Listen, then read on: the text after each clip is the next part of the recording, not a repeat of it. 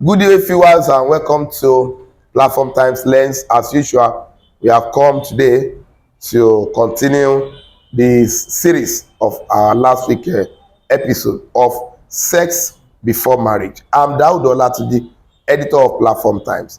Today, I'm also having with me here some people who are ready to share their thoughts because this topic is relevant to what is happening to us even in the country. Inability to discipline our emotion, and then inability to be to have to discharge our responsibility as parents is also part of the factors that is causing troubles in this country. Yes, today we are going to continue from where we stopped last week. Last week we started that discussion, sex before marriage, and some of our analysts agree that it's not good to have sex before marriage. We want to continue to look at other areas of this issue. We don't want to just take it hook, line, and sinker like that and just agree that it's not good to have sex before marriage. Yes, we want to have a kind of maybe contrary view of and other more informed views about if it is not good, why, and then what are the causes, what are the factors that really cause this action, sex before marriage. I am going to allow my guests to introduce themselves to you, and then I'll throw the question to them one after the. Let me start from my right. Can we meet you, Alaja? My name is Abib Babolatspe. You're not projecting. My name is Abib Babolatspe. Thank you so much. Yes, can we know you? Can the world know you? My name is Phoebe Paloni. Okay, thank you. You're welcome. And then over to you. All right. My name is Enoch Oyedibu. Yes, let me start from Enoch Oyedibu. Sex before marriage. What is wrong with it? Why can't the youth engage in sex before marriage? All right. For me, I see sex before marriage. I mean, the fact that they curtail people from doing sex before marriage, I see it as a cautionary tale or a cautionary activity that is necessary for societal moral. For example, we discovered that not everybody has the ability to control their emotion. And looking at the way Africans usually behave, even before the advent of Christianity and Islam in Nigeria and Africa generally, we discovered that sex before marriage is often seen as a bad thing entirely to the society. We usually treat it as people that have sex before marriage as people that are immoral, people that lack integrity and dignity expected of Are a they good. immoral? Are they not? Are they? They usually see them as people that are immoral during Do those you times. agree that? Yes, I agree. I agree. Because we need to discipline our emotion. We need to learn how to discipline it. And that is one of the reasons we need to abstain from sex before marriage. Because I guess when people are engaging in sex before marriage, it's when they leave their brain to not think and they allow their emotion, their urge to think for them. Thank you so much, Phoebe. Let's look at your own side. What is wrong in tasting what you want to eat? Nobody want to get married to someone, and then you just feel like, let me know who she is or who he is At least you before taste. we say you want to go to altar or want to do nikah, as Muslims will say. Well, I would say sex before marriage is not supposed to be encouraged. Okay. But to some people, though, they'll feel like they just need to do it. Maybe because of peer pressure or because of societal norms. Okay. And to some people, they feel like they don't have any choice than to just engage in it. Let me go to this aspect. There are some, let me say, firstborns that need to take care of their siblings and everything. But then because they feel like they cannot work, or even if they see a job now, the person in charge may just tell them that, okay, before you can get this job, I need you to do this for me, I need you to do that for me, and if you can't do it, I'm not going to give you the job. And they'll feel like I don't have any choice. I need to take care of my siblings, I need to take care of this, I need to do that. They'll just be like, okay, let me just oblige to this and just do it. They don't feel like it is okay. But because of the condition that the person has already placed on them, they'll just be forced to do it. Are you saying that most people that are engaged in sex before marriage are forced into it? Not everyone, not everyone, but on some occasions, some people feel like they are friends. Because my friend is doing it, I also want to do it. And even people that feel like I want to abstain from it, their friends will be pressured to like, what is wrong with you? This thing is normal, you can do it and stuff like that. It's not going to be special, there's nothing special in it. And at some point, if your self-esteem is low, you're going to fall into it. Self-esteem. So do you agree with her that if your self-esteem is low, you engage in sex before marriage? I agree. I agree with that. How to project? I agree with that. Okay. I still believe that this thing is a matter of choice.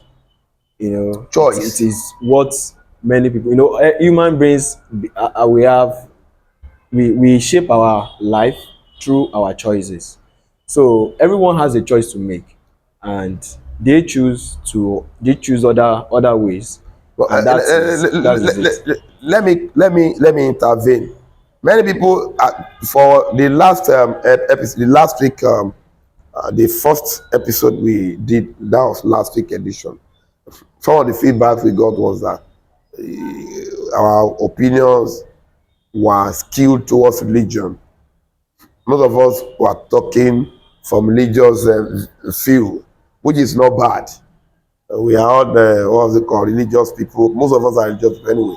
We have people that are not into any religion. But in Nigeria today, if you are not a Muslim, you are a Christian, and it could be any other religion that we know. But Alaja, let me just get your view. Uh, People that engage in sex before marriage and people that did not engage in it, when they eventually get married, they tell different stories.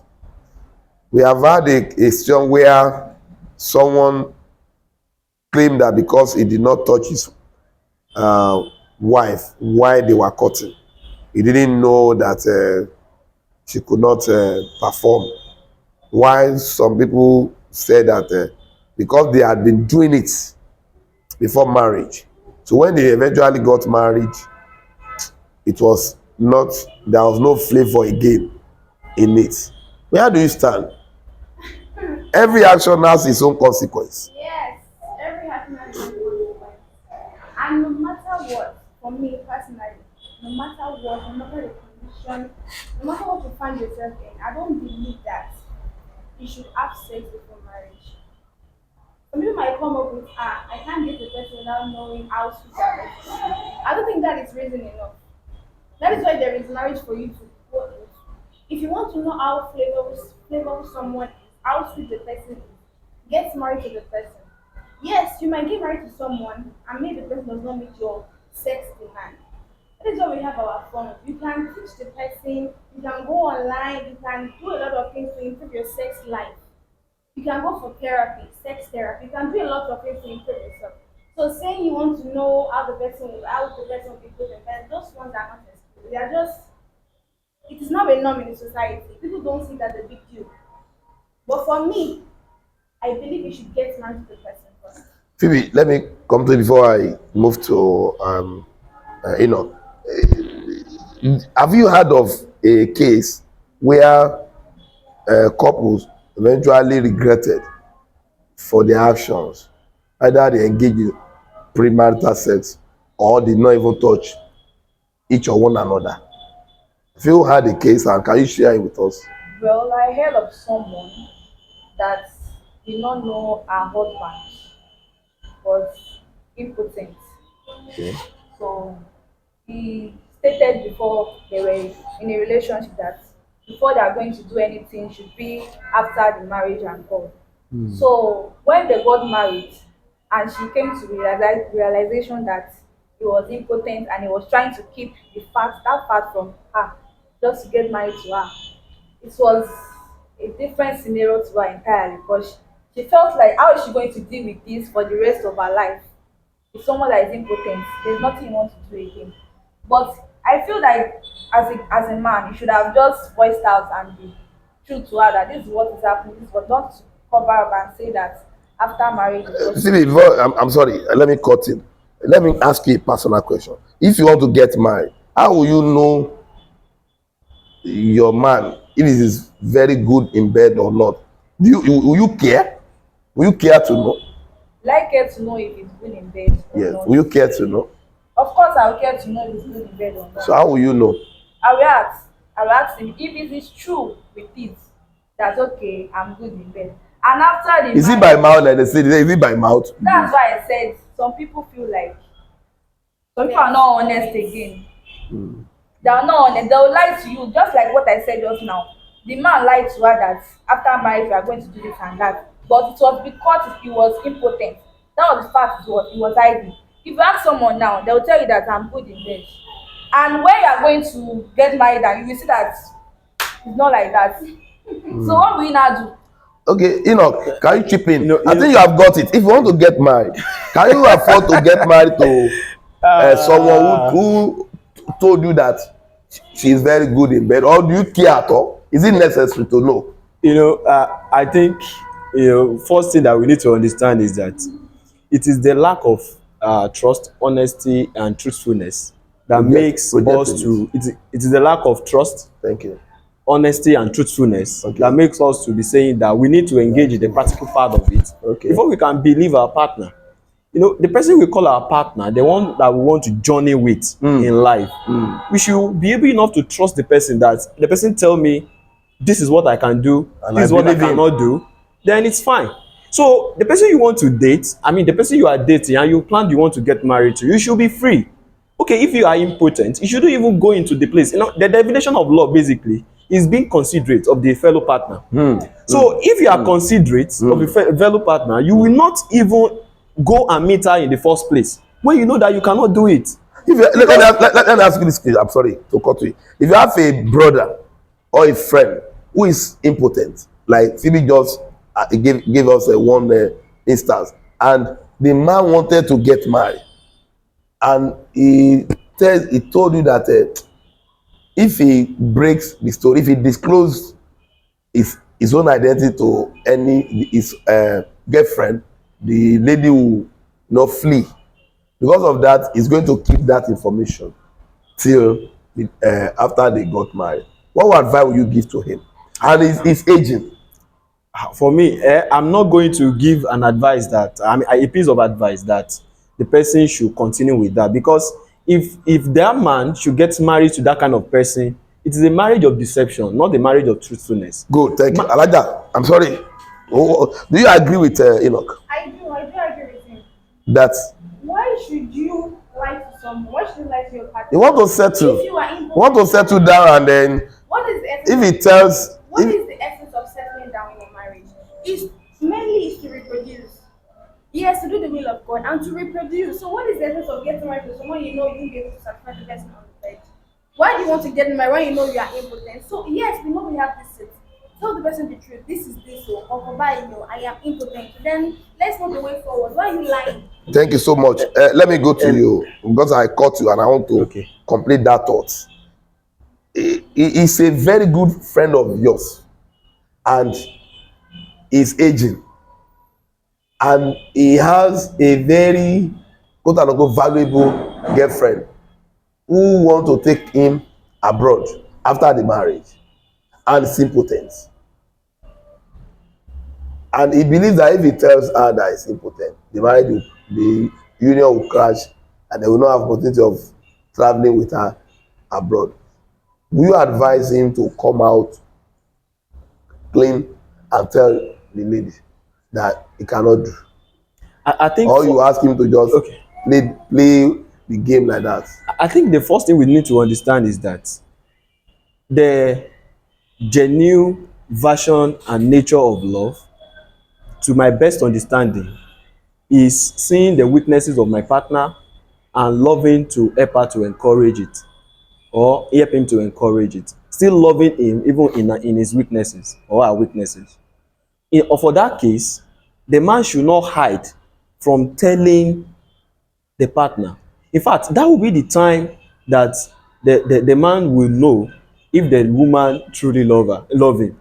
And there are a lot of things, except there are probably something that they usually call diabolical, warfare, that we don't know about. There are a lot of medical, work that you can engage in Antidotes. to move from impotent to, potent. To make him charging. So Okay. it's a lot, and it's in two ways too. Okay. It's in two ways too. Yes. Like, I still have another opinion that if you have interest that, okay, this is the person you want to get married to, and you are so sure, you know that this person, you have this plan, and you know that this man have plans for you. There are many times I have seen people that they engage in sex, even with that before marriage, and they still got married even after marriage. But And the marriage did not crash. marriage did not crash. However, and take note, I said sex, not sexual intercourse now, right? Sex, they engage in fondling the body, all those things, but they didn't actually penetrate, and that is it. But in the natural thing that we know is that it remains immoral, and people should not do it. That okay, thank you. Really, as we are rounding off, I want you to, what are the factors do you think are contributing to sex before marriage, or we call it premarital sex? What are the factors you think are contributing to premarital sex? I would say peer pressure, and I would say that the societal norms too, and the fact of people, the upbringing of each person is different from each other. The way we are brought up is totally different. Their Okay. mentality about this is different. Okay. So, but in whatever way, I'm going to say that premarital sex is a choice. It's not supposed to be forced. It's not supposed to be something that you should be forced to do it. It should be something you want to do from your mind. And if you want to stay away from it, abstain. Do not let anyone to pressure you to do it just because. Can I ask you this question? Do you will you engage in it? Will I engage in premarital sex? Have you been engaging in it, or will you engage in it? That's a personal question. I can't answer that on the air. Okay, but you cannot engage in it, or it's also personal. Personal. Thank you. Aja, as we are costing up, looking at you, you are religious, you give us religious view. But even in the mosque and churches, there are some churches that when there is a pregnancy before marriage, they will not conduct it. Likewise, in mosque too. As a Muslim, as a religious person, what impact do you think religion is having on this issue of premarital sex? What impact do I think religion is having? Many people may not engage in premarital sex because they are religious. Many even engage in it because even despite their religiosity. What impact do you think religions would do in making someone to either engage in it or shunning it? No much. There's no much than the purpose of religion is to tell us what Almighty God wants from us, what He has ordained on us. So, as a Muslim and as a Christian, two angles from my own aspect and from my religion aspect, and also Christianity. Sex before marriage is not. Islam teaches and preaches sex before marriage is not, so abstain. And I also have heard and I've read that Christianity also is against it. But why are now both Muslims and Christians? Why do we have Muslims and Christians engaging in premarital Because sex? as Phoebe has said earlier, one, experience matters. Your upbringing matters. I can be going to church or going to mosque. That doesn't mean I'm obliging to what they are teaching us in the church or not.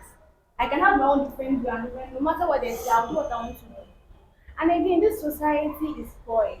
It's corrupt. Yes. Even if you don't want to do it, even if you're telling yourself I will abstain, Sincerely, in this day, You it's hard you to will get always see trust. reasons to do it. Your phone alone can preach something else to you. Okay. Let's go home. Phoebe, your parting shot. You did not share that personal response to the word. And why you Let's leave that asking me? one. You not Wait, asking me I'm honest. asking. No. What I'm going to is that. What advice will you give to people who are already in it, who are yet to get married, but maybe they cannot hold their body?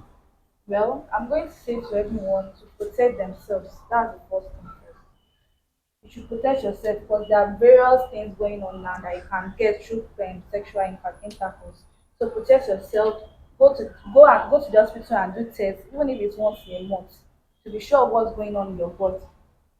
So that's what I'm going to tell them. Just So you don't even condemn them or condemn their action. that they are doing. They have already done it. There's nothing that But you can know do. when will they continue doing it? If you tell them not to do it, they will do it. So you don't want to That's waste the your truth. time. That's the truth. You don't want to waste your time by saying If you say they should not do it, They will will still do it. So what's why the can't you preach? Why can't you be a Christian to preach? Christians have been preaching to everybody to give their life to Yeah. Christ since 1919. I don't know. Have you not been giving their lives? It's only God that will. Have you not given your life to? What me I believe in is what is different from what everyone else believes in. Okay. People are going to church does not mean that they are listening to everything they are saying in the church. Okay.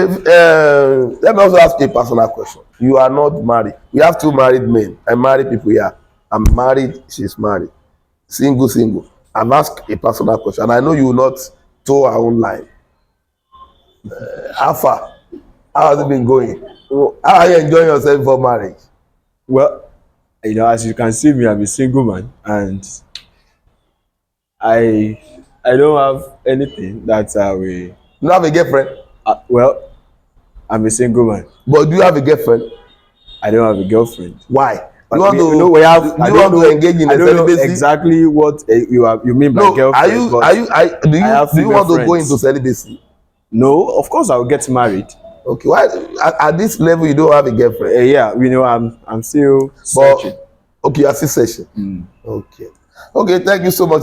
Your parting shot. Can you just? Well, my parting short, it's kind of very simple. I still believe the fact that we can keep the sanctity of marriage, and we can keep the sanctity of our body. And in doing that, the fact and truth is always unyielding, unchanging. When we're talking about truth, we have the truth, your truth, and my truth. Now, the truth is always unchanging, and it's the fact that premarital sex is always immoral. But if you have engaged in it, or you are still going to engage in it, know who you are engaging it with. Know who you are going out with. Don't engage in it with someone that does not have plans for you, someone that does not even care about your future, about anything. Anybody that cares about that thing alone about you, you should know that that's exactly what he is actually looking for. And after hitting and doing everything, he will leave. Thank you so much. Your parting shot, Phoebe. Well, everybody protect yourself. If you have You have said that one earlier now. Yeah, but what I'm going to say to now is to everyone that is abstaining from premarital sex, do not be pressured to do anything you don't want to do. Be true to yourself. Do not be pressured. Take your time. Not today is what though. Just take your time. Thank you. Aja. Same as me also. So every one of us out there, abstaining from sexual intercourse before marriage, I give kudos to you, and I pray God Almighty to protect you and make you able to stand. And also, one important thing is that let's not deceive ourselves. Because I've said earlier, I've said in the last series that we did that we are all humans. When you get to a stage, as a man, as a woman, no matter how you abstain, you have to do this thing. So do the right thing, get yourself a man or woman, and get married. Alaja is trying to talk to me. Don't worry, I will find myself here. Thank you so much. It has been Platform Times Lens, and then the second series for this week. That is sex before marriage, premarital sex. How far so far? It's going to be a series like we have started. We are going to continue next week with another view, and then another views, and then possibly another personalities. We are also going to look at religious views We are also planning to look at psychological views and many other views. We are even planning to bring some people that will have contrary opinion. Let's look at it, and before we move to the extramarital affairs. It's going to be in series, and God's Spear Alive. We are here for you to enlighten you. I'm Daud Olatunji. I thank you so much, Ajia, Mrs. Akombi. Thank you so much for sharing your thoughts. And then Miss Phoebe Falodun, thank you for coming. And then thank you for sharing your thoughts. Thank You're you. welcome. Yeah, Master or Mr. I think you are Master. Ah, no, You are not married. Sorry. Yes, that is Enoch. Oyedibu. Thank you so much It's for my that pleasure, robust sir. and informed opinion. Yes, next week we'll come back with another views. God willing. I'm Daud. Bye bye.